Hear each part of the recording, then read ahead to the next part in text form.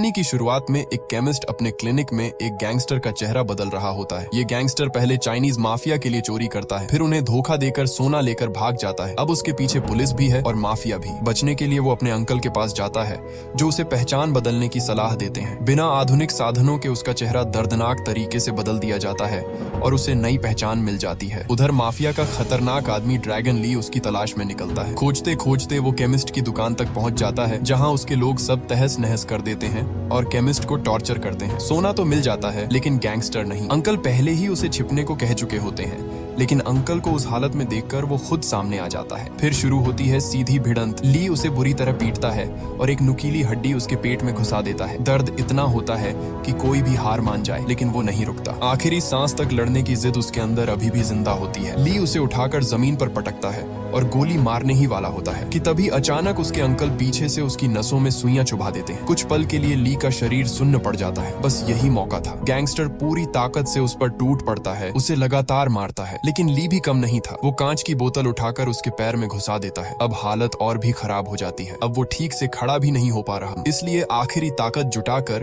वो एक जोरदार पंच मारता है, इतना जोरदार कि ली कई फीट दूर जा गिरता है। वो तुरंत अपने अंकल के पास भागता है। उन्हें देखकर साफ समझ आता है कि हालत बहुत खराब है। वो उनकी मदद करने ही वाला होता है कि तभी ली आखिरी चाल चलता है। एक ग्रेनेड उनकी तरफ फेंक देता है। अगले ही पल जोरदार धमाका होता है। ली को लगता है कि अब सब खत्म हो चुका है, इसलिए पुलिस के आने से पहले वो वहाँ से भाग जाता है। लेकिन कहानी यहीं खत्म नहीं होती। धुएं के बीच हम देखते हैं कि वो गैंगस्टर अभी भी जिंदा है। असल में उसके अंकल ने ग्रेनेड पर खुद कूदकर उसकी जान बचा ली थी। उन्होंने अपनी जिंदगी देकर उसे एक और मौका दिया। वो उन्हें उस हालत में छोड़कर जाना नहीं चाहता, लेकिन आखिरी सांसों में उनके अंकल सिर्फ एक बात कहते हैं, यहाँ से दूर चले जाओ और एक नई जिंदगी शुरू करो। इस बार वो उनकी बात मान लेता है और बिना पीछे देखे वहाँ से चला जाता है। थोड़ी ही देर बाद एक लड़की उसे वहाँ से जाते हुए देख लेती है और तुरंत पुलिस को खबर कर देती है। पुलिस उसे ढूंढने की पूरी कोशिश करती है, लेकिन अब वो वही इंसान नहीं रहा।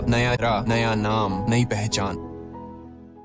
वो उनकी पकड़ से हमेशा के लिए बाहर हो चुका था। समय बीतता है, एक दो नहीं पूरे 15 साल गुजर जाते हैं और फिर हम उसे दोबारा देखते हैं। अब वो कोई गैंगस्टर नहीं, बल्कि एक शांत जिंदगी जीने वाला इंसान बन चुका है। एक शेफ जो बस अच्छा खाना बनाता है और अपनी दुनिया में रहता है। लोग उसे अंकल चैन के नाम से जानते हैं और किसी को भी अंदाजा नहीं कि उसके अतीत में कितना खून, कितना दर्द और कितनी बड़ी कहानी छुपी हुई है। इतना सब होने के बाद भी चैन ने उस सोने को कभी हाथ तक नहीं लगाया। करोड़ों की दौलत उसके पास पड़ी रही, लेकिन उसने उसे छुपा कर रख दिया और खुद एक आम इंसान की तरह जिंदगी जीने लगा। नहीं, एक दिन वो अपने रेस्टोरेंट में काम कर रहा होता है कि तभी उसकी बिजनेस पार्टनर मीना बाहर कुछ अजीब देखती है। कुछ लड़के एक लड़की को घेर कर खड़े होते हैं और चुपके से उसकी ड्रिंक में कुछ मिला देते हैं। मीना ये सब देख लेती है और तुरंत उन्हें रोकने की कोशिश करती है, लेकिन वो लड़के उल्टा उसे ही धमकाने लगते हैं। तू जानती नहीं हमारा बॉस कौन है? चैन ये सब देख रहा होता है। अगर वो चाहता तो एक पल में उन सब का खेल खत्म कर सकता था, लेकिन वो खुद को रोक लेता है। बस चुपचाप बात संभालने की कोशिश करता है ताकि मामला यहीं खत्म हो जाए। तभी एक पुलिस वाला वहाँ आ जाता है। पहली नजर में लगता है कि अब सब ठीक हो जाएगा, लेकिन मामला उल्टा निकलता है। मीना उसे सब कुछ बताती है, लेकिन वो सीधा सबूत मांगता है और बिना कुछ सोचे वही ड्रिंक नीचे गिरा देता है। उसी पल साफ हो जाता है कि वो भी उसी खेल का हिस्सा है। चैन समझ जाता है कि अब यहाँ रुकना मतलब बेवजह मुसीबत बुलाना है। वो मीना को अंदर जाने को कहता है और खुद उन लड़कों से माफी मांगकर बात खत्म कर देता है। थोड़ी देर बाद जब वो पुलिस वाला उन्हीं लड़कों के साथ दोस्ती से बात करता नजर आता है, तो उसका शक पूरी तरह सही साबित हो जाता है। कहानी फिर एक और मोड़ लेती है। हम एक लड़की को देखते हैं, यूई, जिसे उसके ही स्कूल के कुछ बच्चे तंग कर रहे होते हैं। लेकिन यूई कोई कमजोर लड़की नहीं थी। उसने अपने अंकल से कुंफू सीखा हुआ था। जैसे ही बात हद पार करती है, वो पलटकर ऐसा जवाब देती है कि दोनों लड़के संभल ही नहीं पाते। चैन दूर खड़े ये सब देख रहा होता है। वो बीच में नहीं आता, बस इंतजार करता है। जैसे ही उन लड़कों की अच्छी तरह पिटाई हो जाती है, वो आराम से यूई के पास आता है और उसे समझाता है कि हर जगह लड़ाई करना सही नहीं होता है। इसके बाद कहानी हमें उस पुलिस वाले तक ले जाती है, जिसे आज रात एक सीक्रेट पार्टी का इनविटेशन मिला होता है। जगह कोई आम नहीं, एक ऐसा क्लब जहां बाहर से सब कुछ चमकदार दिखता है, लेकिन अंदर का सच काफी अंधेरा है। चैन भी वहीं होता है, बस एक आम स्टाफ की तरह, खाना डिलीवर करने आया हुआ, चुपचाप, बिना किसी पर ध्यान खींचे। अंदर ऑफिसर वोंग की नजर जैसे ही आसपास जाती है, उसे सब समझ आने लगता है। कई जवान लड़कियां जिन्हें नशे में धुत करके जबरदस्ती डांस कराया जा रहा है। ये कोई पार्टी नहीं, एक पूरा खेल चल रहा था और उसका बॉस, जो वोंग का पुराना जानने वाला था, उसी खेल का मालिक निकला। वो वोंग को एक नई लड़की से मिलवाता है, जिसे उसी दिन सिंगापुर से लाया गया था। जैसे कोई इंसान नहीं, एक सामान हो। वो हंसते हुए कहता है कि आज की रात तुम्हारी है और वोंग के सामने उसे धकेल देता है। वोंग मजबूरी में उसके करीब जाने लगता है, लेकिन जैसे ही वो उसे किस करता है, अचानक लड़की को होश आ जाता है और गुस्से में वो उसे काट लेती है। माहौल एक पल में बदल जाता है। बॉस गुस्से में उस लड़की को मारने ही वाला होता है, लेकिन वोंग उसे रोक देता है। उसी वक्त लड़की के फोन पर कॉल आती है। दूसरी तरफ कोई उसे जल्दी से वहाँ से भागने के लिए कह रहा होता है। उन्हें पता चल चुका था कि वोंग, जिसे वो अपना आदमी समझ रहे थे, असल में उनकी जासूसी कर रहा है। वोंग को भी खतरे का अंदाजा हो जाता है। वो तुरंत वहाँ से निकलने की कोशिश करता है, लेकिन देर हो चुकी होती है। लोग उसे चारों तरफ से घेर लेते हैं। माहौल ऐसा कि कोई भी डर जाए, लेकिन वोंग पीछे हटने वालों में से नहीं था। वो सीधा उन्हें कहता है, चुपचाप मेरे साथ चलो, वरना अंजाम बुरा होगा। लेकिन सामने वाले सुनने वाले नहीं थे और फिर जो होता है वो सीधी भिड़ंत थी। वोंग अकेला सब पर भारी पड़ता है, एक एक करके सबको गिराता है, इतनी जोर से कि कोई दोबारा उठने की हालत में नहीं रहता। एक लड़का आखिरी कोशिश में उसे धमकाता है, तुझे पता भी है मैं कौन हूँ? लेकिन वोंग बिना डरे उसे 2 जोरदार थप्पड़ मारता है और वो वहीं बेहोश हो जाता है। कुछ ही देर में पुलिस पहुंचती है, सबको गिरफ्तार कर लिया जाता है। मिशन तो सफल हो गया, लेकिन वोंग के दिमाग में एक सवाल घूमने लगता है, इतनी जल्दी उनकी पहचान कैसे खुल गई? साफ था अंदर ही कोई गद्दार है। दूसरी तरफ माहौल बिल्कुल अलग है। मीना और अंकल चैन यूई का बर्थडे मना रहे होते हैं। तभी अचानक दरवाजे पर जोर जोर से दस्तक होती है। दरवाजा खुलता है और सामने वही लड़की खड़ी होती है जो क्लब से किसी तरह भाग निकली थी। उसका हाल देखकर ही समझ आ जाता है कि वो कितनी डरी हुई है। हाथ कांप रहे हैं, सांसें तेज हैं। चैन उसे अंदर लाता है, शांत करता है और जब वो बोल पाती है तो उसकी कहानी सुनकर सब सन्न रह जाते हैं। वो यहाँ अपने बॉयफ्रेंड से मिलने आई थी, जिससे वो एक ऑनलाइन डेटिंग साइट पर मिली थी, लेकिन वो प्यार नहीं, एक जाल था। उसने उसे धोखा दिया, उसका पासपोर्ट छीन लिया और उसे सीधे चाइनीज माफिया के हाथ बेच दिया। अब वो सिर्फ भागकर यहाँ तक पहुंची थी, लेकिन असली खतरा अभी भी उसके पीछे था। मीना उस लड़की एवा को पानी और खाना देती है, धीरे धीरे उसे संभालती है और भरोसा दिलाती है कि अब वो सुरक्षित है। लेकिन चैन अंदर से बेचैन है। वो जानता है कि ऐसे लोगों से उलझना मतलब सीधा खतरा, और अब वो अपनी नई जिंदगी या अपने करीबियों को किसी मुसीबत में नहीं डालना चाहता। इसलिए वो साफ कहता है कि इसे पुलिस के पास जाना चाहिए। मीना उसे रोकती है, समझाती है कि वो लड़की अभी किस हालत में है, इतनी रात में अकेले वो कहाँ जाएगी। वो वादा करती है कि सुबह खुद उसे पुलिस स्टेशन लेकर जाएगी, लेकिन आज की रात उसे यहीं रहने देना चाहिए। काफी समझाने के बाद चैन मान तो जाता है, लेकिन उसका डर कम नहीं होता। असल में मीना के लिए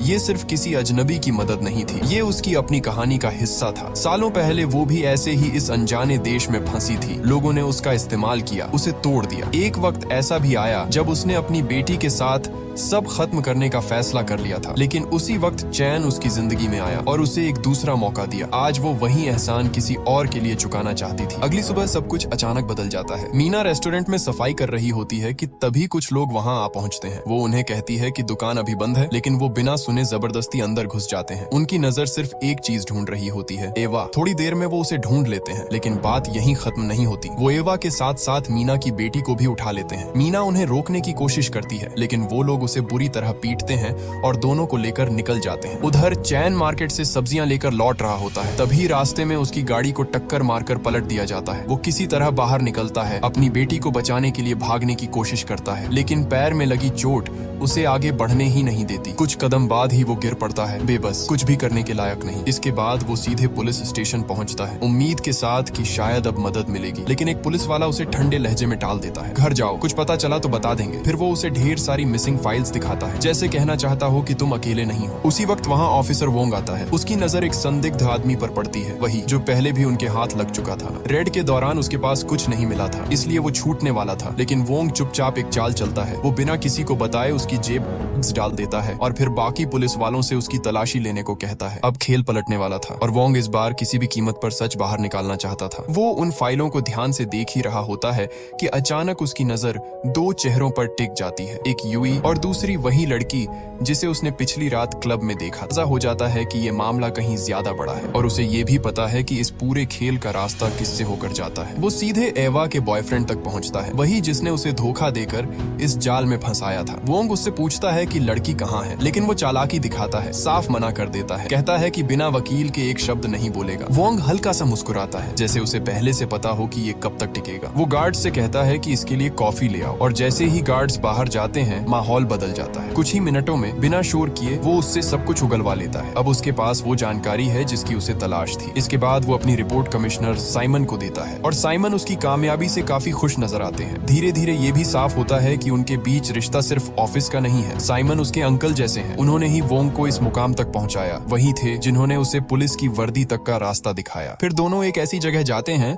जहां सब कुछ और भी पर्सनल हो जाता है। वो उसके पिता की कब्र के सामने खड़े होते हैं और यहीं एक बड़ा सच सामने आता है। है। 15 साल पहले जिस बच्चे ने उस गैंगस्टर को भागते हुए देखा था वो कोई और नहीं, खुद वोंग था। उसी दिन उसका बचपन खत्म हो गया था। उसके पिता उस इलाके में ड्यूटी पर थे, लेकिन जब वोंग उनके पास पहुंचा तो वो जमीन पर गिरे हुए थे, गोली लग चुकी थी। उसने अपनी आंखों के सामने अपने पिता को दम तोड़ते देखा और तभी से उसके अंदर सिर्फ एक ही चीज बची, बदला। वो मानता है कि उस दिन जो गैंगस्टर वहां से भागा था वही उसके पिता का कातिल है। सालों से वो उसे ढूंढ रहा है, बस एक मौके के इंतजार में, ताकि उसे सजा दे सके। लेकिन साइमन उसे समझाते हैं, कहते हैं कि सामने वाला कोई आम आदमी नहीं है, हर कदम सोच समझ कर रखना होगा। उधर दूसरी तरफ चैन भी चुप बैठने वालों में से नहीं था। वो हर जगह तलाश करता है, आसपास के सारे सीसीटीवी कैमरे खंगालता है। आखिरकार एक फुटेज में उसे वो कार दिख जाती है जिसमें उसकी बेटी को उठाकर ले जाया गया था। नंबर प्लेट मिलते ही वो बिना वक्त गंवाए एरिया के हर मैकेनिक के पास जाता है, पूछता है, तलाश करता है और आखिर में एक आदमी मिलता है जिसे वो कार याद होती है। वो उसे एक बिल्डिंग तक ले जाता है, बताता है कि कुछ दिन पहले उसी कार को रिपेयर करके यहीं छोड़ा था और यहीं उसी बिल्डिंग के अंदर यूई को बाकी लड़कियों के साथ बंद करके रखा गया था। अगली सुबह सब कुछ बिल्कुल सामान्य दिखता है, वही रोज वाला रूटीन। एक आदमी बिल्डिंग में सब्जियां सप्लाई करने आता है,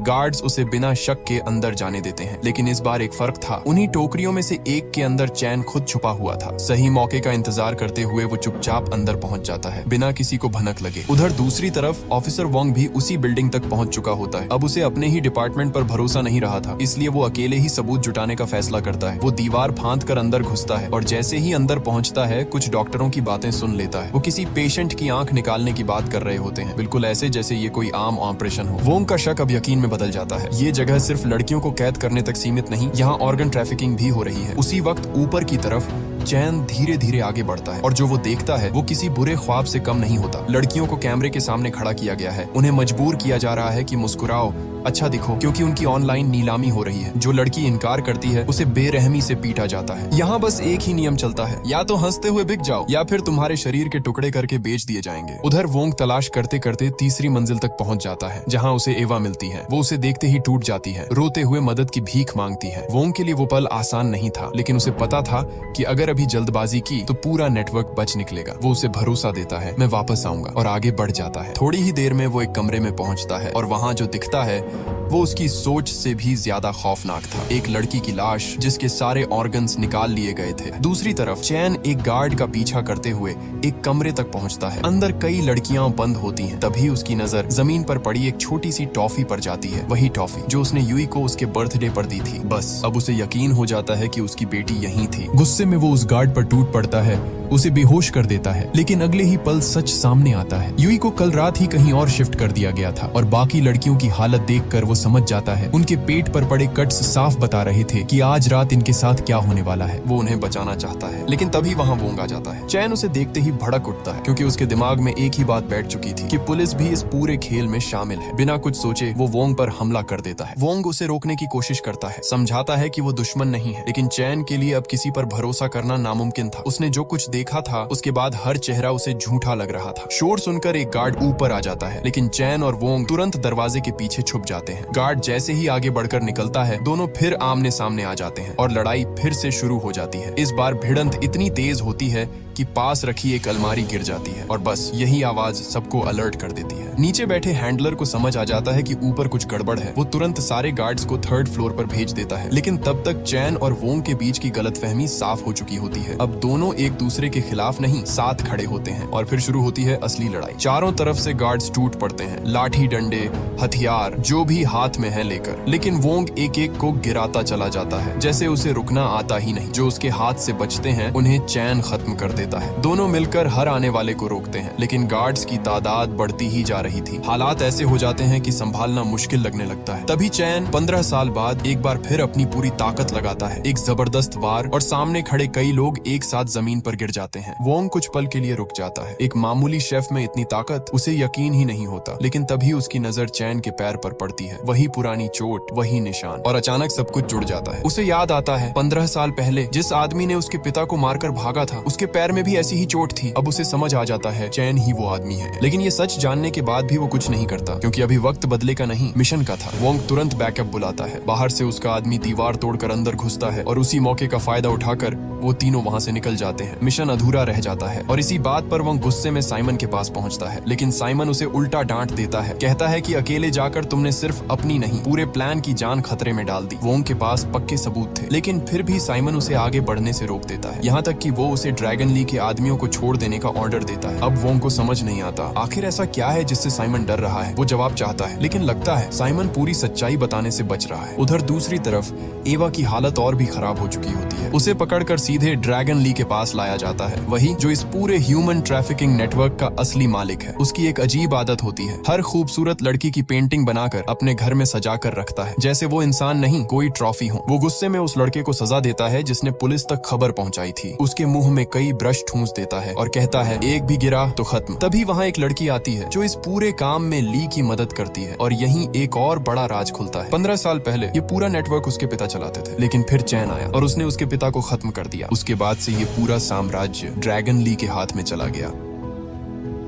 तभी से वो चैन को ढूंढ रहा है, क्योंकि सिर्फ बदला ही नहीं, वो सोना भी अभी तक चैन के पास है जिसके लिए ये सब शुरू हुआ था। जैसे ही ड्रैगन ली को पता चलता है कि उसके ठिकाने पर पुलिस की रेड पड़ी थी, वो तुरंत सीसीटीवी फुटेज निकलवाता है। पहले तो वो बस ध्यान से देखता रहता है, लेकिन फिर अचानक उसकी नजर एक चेहरे पर टिक जाती है, चैन। कुछ सेकंड के लिए वो चुप हो जाता है, जैसे यकीन ही ना हो रहा हो। फिर अगला क्लिप चलता है और उसमें वो वही खतरनाक पंच देखता है, वही चाल, वही ताकत, और उसी पल उसका दिमाग 15 साल पीछे चला जाता है। वो दिन जब चैन ने उसे इसी वार से जमीन पर गिरा दिया था। अब कोई शक नहीं बचता, उसका पुराना दुश्मन वापस आ चुका था। अगले ही दिन जब चैन घर लौटता है तो सामने का नजारा देखकर उसके पैरों तले जमीन खिसक जाती है। ड्रैगन ली के लोग उसके घर पर पहले से मौजूद होते हैं और मीना उनके कब्जे में होती है। वो कुछ समझ पाता उससे पहले ही रीटा उसके पैरों में गोली मार देती है। चैन गिर पड़ता है और वो लोग सीधे उससे सोने के बारे में पूछने लगते हैं। उधर वोंग भी उसे ढूंढते ढूंढते उसके रेस्टोरेंट तक पहुंच चुका होता है, लेकिन देर हो चुकी थी। वो देखता है कि दुश्मन पहले ही हमला कर चुके हैं। बिना वक्त गंवाए वो अंदर घुसता है और जो सामने आता है वो सीधी गोलीबारी में बदल जाता है। चारों तरफ गोलियों की आवाज गूंजने लगती है। चैन किसी तरह उठकर मीना तक पहुंचने की कोशिश करता है, लेकिन जब वो उसके पास पहुंचता है तो सब खत्म हो चुका होता है। गोली लगने की वजह से मीना उसकी आंखों के सामने दम तोड़ देती है। वो पल चैन को अंदर से तोड़ देता है। उधर वोंग बाकी लोगों का पीछा करता है, लेकिन वो सब भाग निकलते हैं। वापस आकर वो चैन को संभालने की कोशिश करता है और कहता है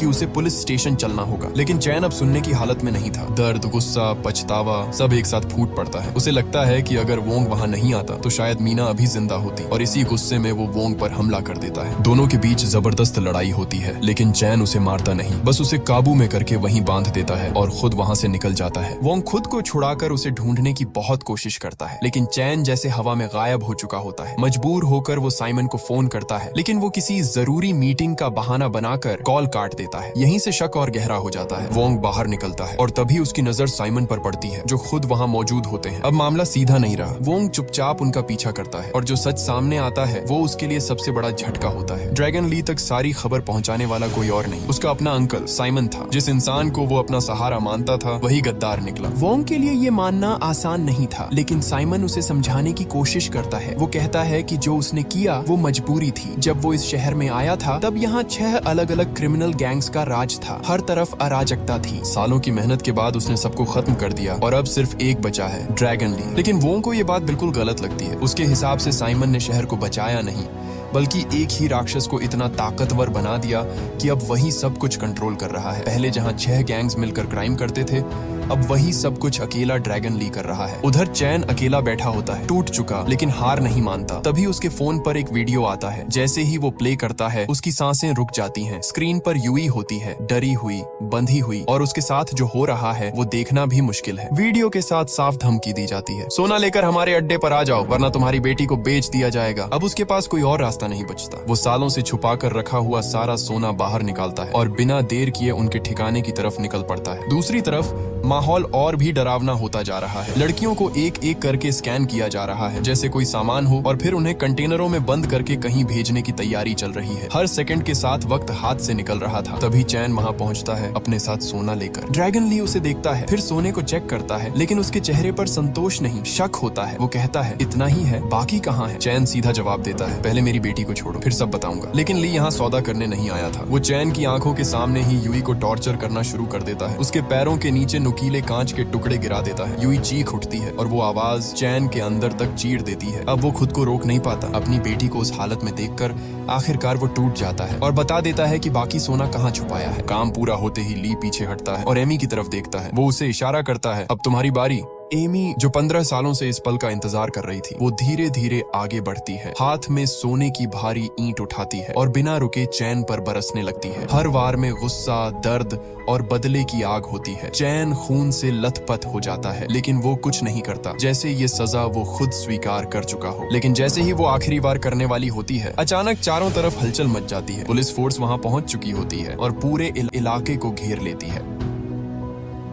सब कुछ एक पल में बदल जाता है। असल में चैन खाली हाथ नहीं आया था। उसने पहले ही सारी तैयारी कर रखी थी। यहाँ आने से पहले उसने वोंग को सब कुछ बता दिया था, हर सच, हर राज। यहाँ तक कि उसे ये भी पता था कि वोंग के पिता के साथ उस दिन क्या हुआ था और अब वो सब कुछ खत्म करने के लिए तैयार था। अगर इसके बदले उसे अपनी बेटी मिल जाए तो वो खुद को कानून के हवाले करने के लिए भी तैयार था। वोंग के आदमी ऑफिसर ली के लोगों पर टूट पड़ते हैं, एक एक करके सबको खत्म करते हुए माहौल को पूरी तरह खौफनाक बना देते हैं। हालात इतने बिगड़ जाते हैं कि ली को मजबूर होकर पीछे हटना पड़ता है, लेकिन जाते जाते वो एक चाल चलता है। यूवी को अपने साथ पकड़ लेता है ताकि कोई उस पर गोली चलाने की हिम्मत ही ना करे। एमी तुरंत समझ जाती है कि अगर अभी उन्हें नहीं रोका गया तो सब खत्म हो जाएगा। वो ली को सोने के साथ निकल जाने को कहती है और खुद पीछे रुककर सबको कवर देती है। तभी वोंग और एमी आमने सामने आ जाते हैं और फिर शुरू होती है एक जबरदस्त फाइट। हर वार में गुस्सा, हर मूव में जान लगाने की कोशिश, लेकिन आखिरकार वोंग उसे उठाकर नीचे फेंक देता है। उधर चेन जो ली का पीछा करते करते यहाँ तक पहुंचा था, अचानक उसे आंखों से ओझल होते देख हैरान रह जाता है। वो हर तरफ ढूंढता है, लेकिन उसे सिर्फ यूवी मिलती है, टेरेस पर बेहोश पड़ी हुई। जैसे ही वो उसके पास जाता है, असली खेल शुरू होता है। ये सब पहले से प्लान था। ली ने वहाँ बम छुपा रखा था और ट्रिगर उसके हाथ में था। धमाका होते ही सब कुछ हिल जाता है। चेन बिना एक सेकंड गंवाए अपनी बेटी को लेकर टेरेस से नीचे कूद जाता है। यूवी बच जाती है, लेकिन चेन बुरी तरह घायल हो चुका होता है। वो अभी संभल भी नहीं पाता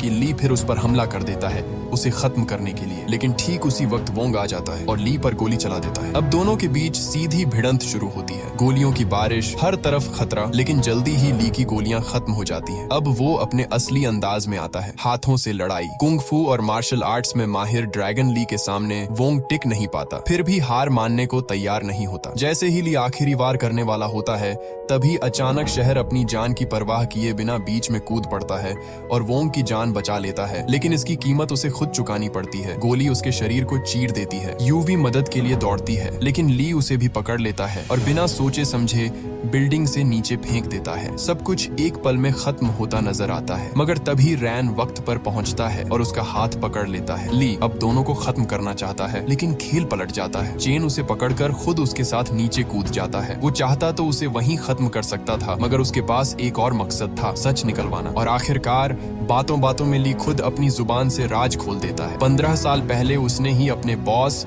यानी एमी के पिता का खून किया था। ये सुनते ही एमी का खून खौल उठता है। वो पीछे खड़ी सब सुन रही थी और गुस्से में आकर ली की पीठ में चाकू घोंप देती है। ये सिर्फ हमला नहीं था, ये बदला था। लेकिन ली भी इतनी आसानी से हार मानने वाला नहीं था। वो उसी चाकू से एमी पर कई वार करता है और भागने की कोशिश करता है, मगर हथकड़ी उसकी रफ्तार रोक देती है। तभी चैन उठता है, जख्मी, टूटा हुआ, लेकिन अंदर से अभी भी जिंदा। वो पूरी ताकत से ली को एक जोरदार घूंसा मारता है, जिससे वो दूर जा गिरता है। खुद भी बुरी हालत में होने के बावजूद चेन अपनी आखिरी ताकत जुटाता है और एक आखिरी वार में ली को हमेशा के लिए खत्म कर देता है। ली अब उठने वाला नहीं था, लेकिन कहानी यहीं खत्म नहीं होती। कुछ ही देर में साइमन वहां पहुंचता है और बिना कुछ सोचे ली के शरीर को देखते ही उस पर गोली चला देता है, जैसे वो यकीन करना चाहता हो कि इस बार वो सच में खत्म हो चुका है। वोंग का गुस्सा अब खुलकर सामने आ चुका था। उसने सीधे सवाल दागा, आपने ऐसा क्यों किया? हम सब संभाल ही रहे थे। लेकिन सामने से ठंडी आवाज आई, शैतान को मर जाना ही बेहतर होता है। ये बात सुनते ही माहौल कुछ सेकंड के लिए जम सा गया, क्योंकि उसी पल उसके मुंह से एक ऐसा शब्द निकल गया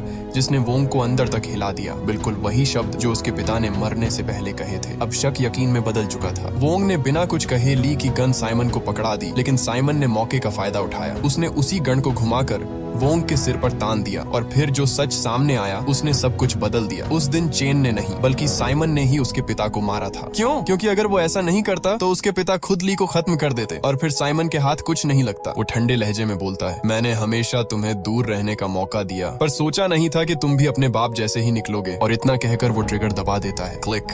कोई गोली नहीं चलती। साइमन की आंखों में पहली बार डर नजर आता है क्योंकि वोंग उसकी चाल पहले ही समझ चुका था। उस पल वोंग के पास सब कुछ था, मौका भी, वजह भी और बदला लेने की आग भी, लेकिन वो खुद को रोक लेता है क्योंकि वो जानता था अगर आज उसने ये कर दिया तो वो भी उसी अंधेरे में गिर जाएगा जिससे वो हमेशा लड़ता आया है। वो अपने पिता जैसा बनना चाहता था, एक सच्चा पुलिस वाला। इसके बाद कहानी थोड़ा सुकून लेती है। एक एक करके उन सभी लड़कियों को बाहर निकाला जाता है जिन्हें अगवा किया गया था। डर और अंधेरे से निकलकर उन्हें एक नई जिंदगी मिलती है, लेकिन हर कहानी का अंत खुश नहीं होता। चेन जो अब तक सबके लिए लड़ता रहा, खुद जिंदगी की लड़ाई हार चुका था। कुछ दिन बाद माहौल थोड़ा बदलता है। एवा ऑफिसर वोंग के सामने खड़ी होती है, आंखों में शुक्रिया और दिल में कुछ और। वो उसका धन्यवाद करती है और दोनों के बीच एक अनकहा रिश्ता सा बनने लगता है। लेकिन कहानी का आखिरी मोड़ अभी बाकी था। हम यूई को देखते हैं जो अब अकेली है। चेन के जाने के बाद वही लड़के फिर से उसे तंग करने लगते हैं। उनमें से एक हंसते हुए कहता है, क्या हुआ, अंकल के जाने के बाद तेवर कम हो गए। इस बार यूई चुप नहीं रहती। वो चेन का सुपरपन निकालती है और बिना डरे दोनों को ऐसा सबक सिखाती है